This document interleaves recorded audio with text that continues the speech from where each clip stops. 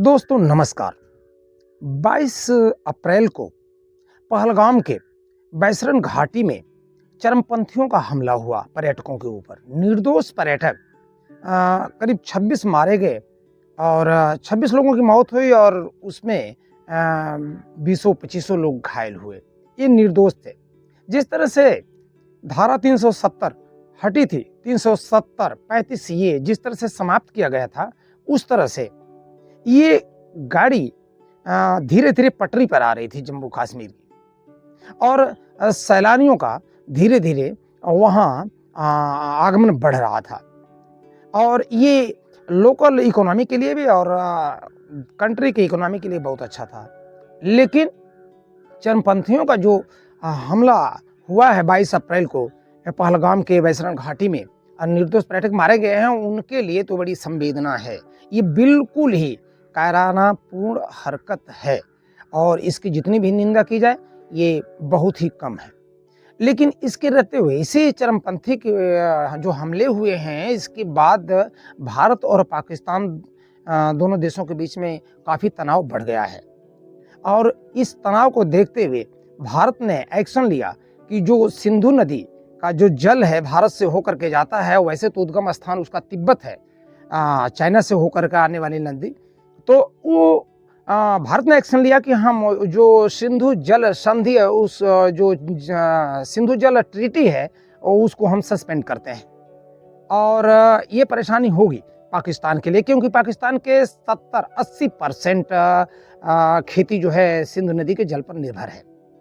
लेकिन पाकिस्तान का वही मानना है कि एक्ट ऑफ वार माना जाएगा अगर जल रोका गया तो।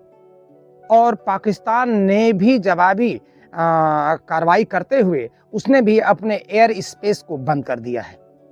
यानी एयर स्पेस, जब कोई देश, बताते चले कि जब कोई देश का किसी देश के वायु क्षेत्र के ऊपर से किसी देश का विमान निकलता है, तो जिस कंट्री के वायु क्षेत्र के ऊपर से निकलता है उसको फ्लाई ओवर चार्ज देने होते हैं। तो पाकिस्तान को भी इससे आमदनी थी, लेकिन एयर स्पेस को अपने बंद करने का मतलब उस समय हवा में कुछ जहाजें थी जिसको कि इंडिया से टर्न हो करके दिल्ली तक मतलब पहुंचना हुआ, पाकिस्तान के वायु क्षेत्र को छोड़ना पड़ा। इससे परेशानी होगी। विमान, जो भारत की विमान कंपनियां हैं, वो ज़्यादा ईंधन लगेगा, वो अपना चार्ज बढ़ाएंगी तो सीधे वसूलेंगी किराएदारों से। खैर वो अलग ही मुद्दा है। हम इस पर आते हैं कि जिस तरह से तनाव बढ़ता जा रहा है, उस तरह से क्या दोनों देशों के बीच में जंग हो सकती है? इसके बारे में यहाँ हम देखते हैं कि नई दिल्ली स्थित ऑब्जर्वर रिसर्च फाउंडेशन के अध्ययन और विदेश नीति के विभाग के उपाध्यक्ष professor Harsh we Pant ji का मानना है कि अगर जंग दोनों देशों के बीच होती है तो युद्ध तंत्र का स्वामी कहे जाने वाला अमेरिका का रुख क्या होगा।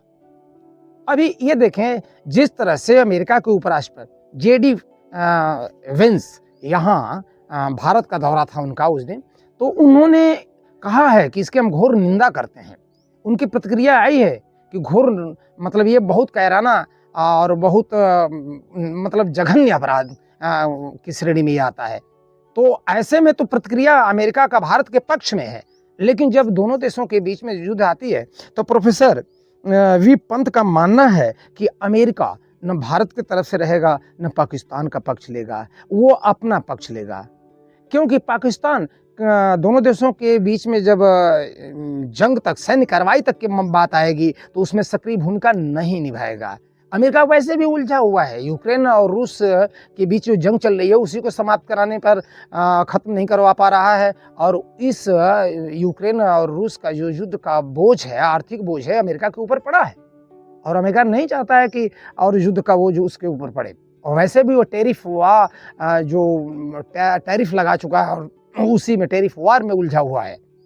तो वो यही सोचेगा, अमेरिका का पक्ष होगा। प्रोफेसर ये हर्ष वी पंत का मानना है कि अमेरिका यही चाहेगा कि बातचीत के जरिए इस मामला को सुलझा लिया जाए।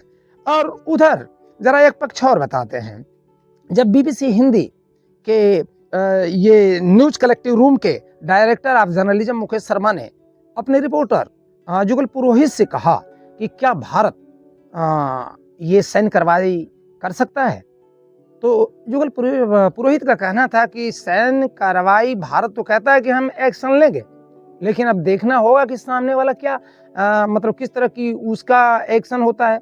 हम एक बात यहाँ मैं अपना कहना चाहता हूँ, अपना मत कहना चाहता हूँ कि पाकिस्तान को तो जो करना था, अगर उसी के साथ आतंकवादियों ने ऐसा घटना किया, तो अगर जो उसका करना था वो कर दिया। अब तो पाले में गेंद भारत की है, जो भी करना है तो भारत को करना है, पहल तो भारत को करना है कि शनिवार कार्रवाई करेगा कि नहीं करेगा। लेकिन पुरोहित जो बीबीसी के रिपोर्टर है, उनका मानना है कि मुझे कुछ तो होगा, लेकिन ये नहीं लगता है कि इतनी बड़ी ये जंग के रूप में तब्दील हो जाएगी। क्योंकि जंग, उनका मानना है पुरोहित जी का, कि जंग शुरू करना तो आसान है, लेकिन खत्म करना किसी के हाथ में नहीं है। धन्यवाद।